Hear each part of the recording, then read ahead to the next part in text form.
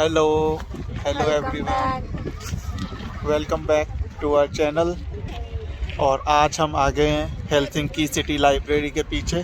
Finland की सबसे बड़ी लाइब्रेरी है ये हमारे पीछे, मेन सिटी सेंटर में हम बैठे हैं। और इसी के पीछे काफ़ी सारी बिल्डिंग्स हैं, इन्हीं में काफ़ी बड़ी बड़ी कंपनीज़ हैं, जैसे कि KPMG हो गई और भी काफ़ी सारी जो यहाँ की काफ़ी बड़ी बड़ी कंपनीज़ के ऑफिसेज़ यहीं पर हैं, सी साइड है। तो लेकिन आज का हमारा टॉपिक है अकॉर्डिंग टू द कमेंट्स, जो कि लास्ट वीडियो पर काफ़ी सारे लोगों ने कमेंट्स भी किए थे कि फ़िनलैंड में अगर उनको जॉब सर्च करनी है इंडिया से रहकर या फिर फ़िनलैंड में है तो क्या प्रोसेस है, कैसे इजीली सर्च कर सकते हैं। तो हमने सोचा कि क्यों ना अपना एक्सपीरियंस शेयर करें।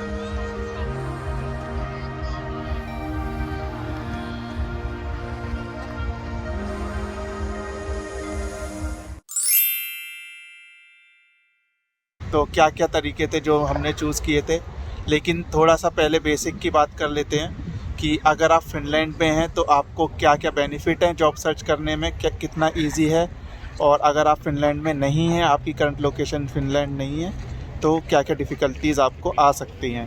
अगर आपकी लोकेशन फ़िनलैंड है, करंट लोकेशन, तो वो आपकी लिंक्डइन प्रोफाइल में आपको अपडेट रखनी चाहिए जैसे ही आप फ़िनलैंड मूव करते हैं, या फिर आप अगर स्टडी कर रहे हैं फ़िनलैंड में तो आपकी करंट लोकेशन फ़िनलैंड अपडेटेड होनी चाहिए आपकी प्रोफाइल में।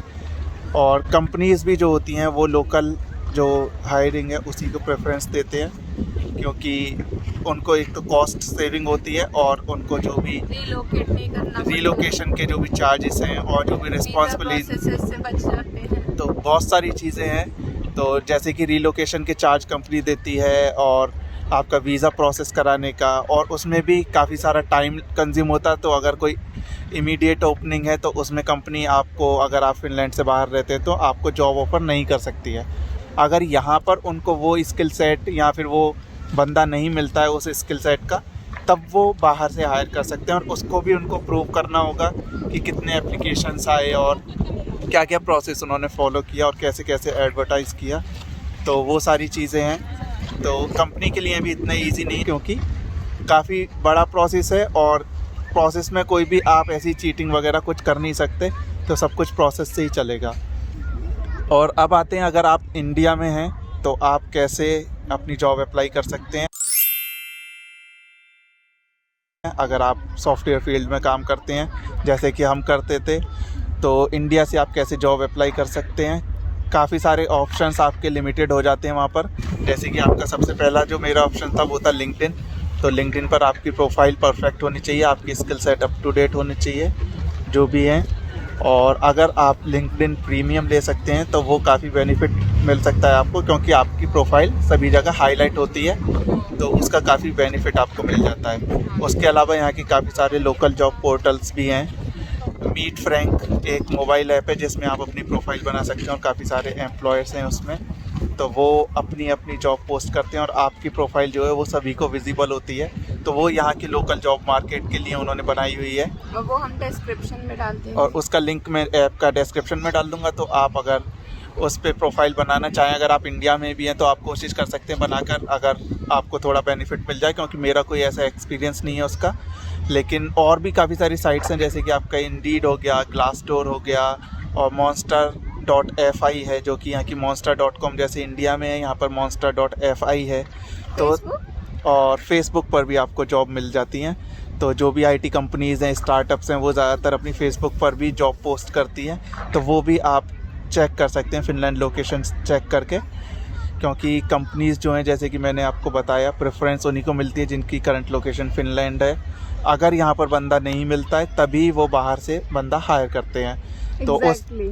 तो अगर सपोज 20 लोगों ने इंटरव्यू दिया है और उन 20 में से अगर एक बंदा यूरोप का पास हुआ और लेट से एक बंदा आप हो जो आप इंडिया में रहते हो और आप पास हुए, तो उनकी प्रेफरेंस वो यूरोप वाला बंदा होगा, ना कि आप। सो प्रोबेबिलिटी कम हो जाती है, ऑल दो चांसेस हैं, बट आई वुड से कि प्रोबेबिलिटी कम होगी। और वो आपके एक्सपीरियंस पर भी डिपेंड करेगा और स्किल सेट पर, कि ऐसा कोई स्किल सेट है जो कि काफ़ी रेयर है, जो आपको ही एक्सपीरियंस है और उसके बंदे काफ़ी कम हैं, तो हो सकता है कि आपके पास कॉल आने के ज़्यादा चांसेस हैं।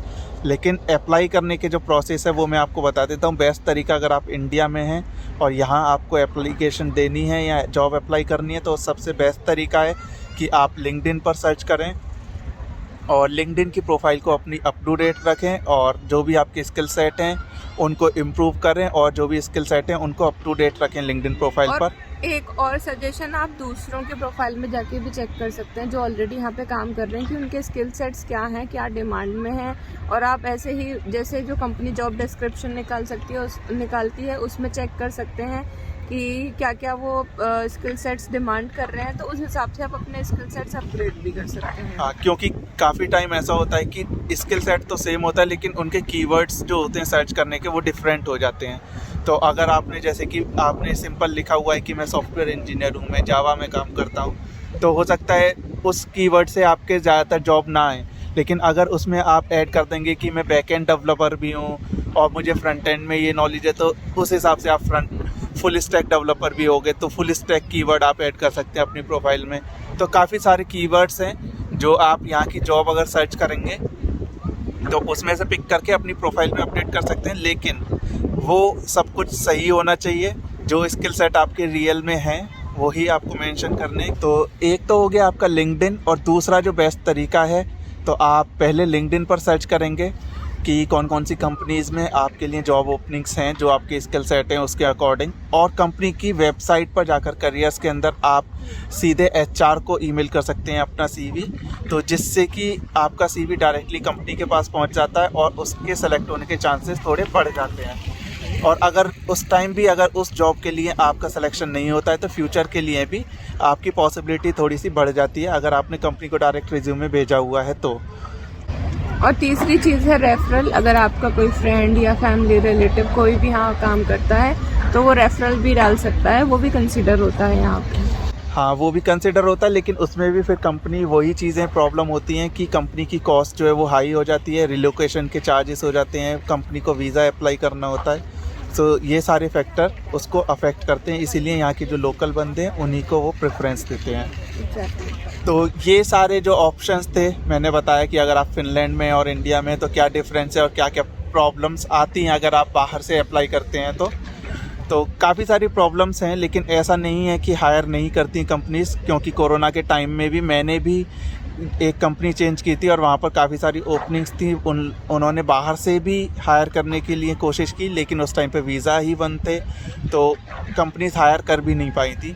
लेकिन अब जैसे जैसे सब कुछ ओपन हो रहा है तो पॉसिबिलिटीज़ ज़्यादा हैं, तो आप अपनी प्रोफाइल अपडेट कर सकते हैं, अप टू डेट रहें और स्किल सेट को अपडेट करते रहें और अपने स्किल सेट को जो भी जॉब की जो रिक्वायरमेंट है यहाँ पर उसके अकॉर्डिंग आप अपने स्किल्स को इम्प्रूव करते रहें। तो आपके पास कॉल आने के चांसेस अब ज़्यादा हैं, क्योंकि मार्केट धीरे धीरे ओपन हो रहा है और कोरोना के जो रेस्ट्रिक्शंस है वो हट रहे हैं। वीज़ा के एप्लीकेशंस भी ओपन हो गए हैं, बिज़नेस वीज़ा अभी ओपन हो गया है और वर्क परमिट अगर आपके पास जॉब है पहले से आपका सिलेक्शन हो गया है तो वो भी आपके ओपन है।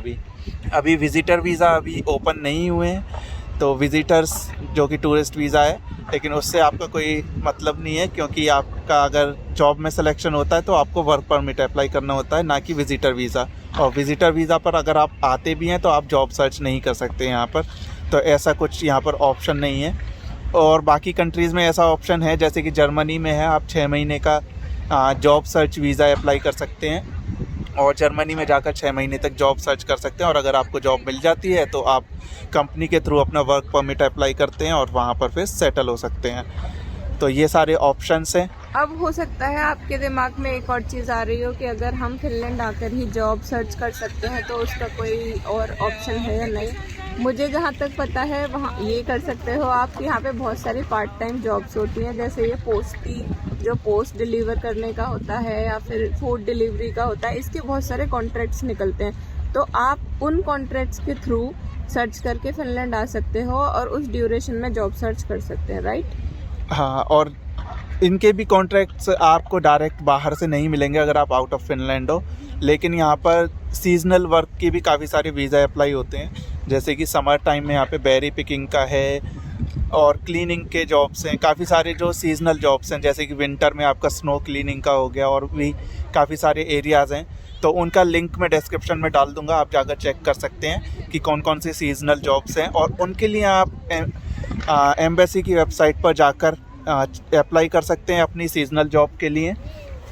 तो अगर आपका वो अप्रूव हो जाता है एप्लीकेशन तो आप फिर फिनलैंड आ सकते हैं। और उसके बाद हो सकता है कि आप जब यहाँ पर हों तो आप और भी जगह इंटरव्यू दें, और अगर आपका लक अच्छा रहता है तो आपका सिलेक्शन हो जाए और कंपनी आपका वर्क परमिट अप्लाई कर दे आपके स्किल्स को देखते हुए।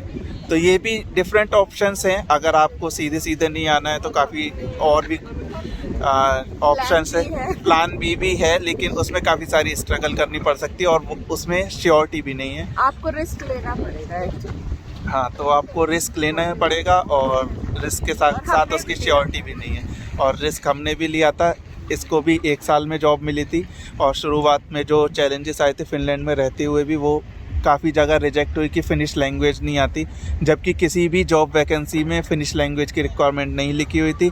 तब भी लास्ट में उनका रीज़न ये होता था कि हमें एक फ़िनिश बंदा मिल गया है।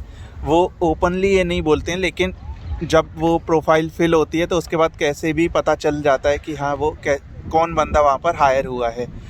तो काफ़ी सारी चीज़ें, क्योंकि लिंक्डइन प्रीमियम हमने लिया हुआ था, हमें पता चल जाता था कि कितने लोगों ने अप्लाई किया हुआ है और कहाँ कहाँ से हैं। तो लिंक्डइन प्रीमियम के काफ़ी सारे फ़ायदे हैं, तो वो आप देख सकते हैं और लिंक्डइन का भरपूर उपयोग करिए, तो आपको हो सकता है कि यहाँ की अपॉर्चुनिटी मिल जाए। लेकिन यही सारा डिटेल्स थी जो हम आपके साथ शेयर करना चाह रहे थे। अगर ये आपको ब्लॉग अच्छा लगा तो लाइक एंड शेयर करना ना भूलें, and Don't forget to subscribe our channel. don't forget to press the bell icon.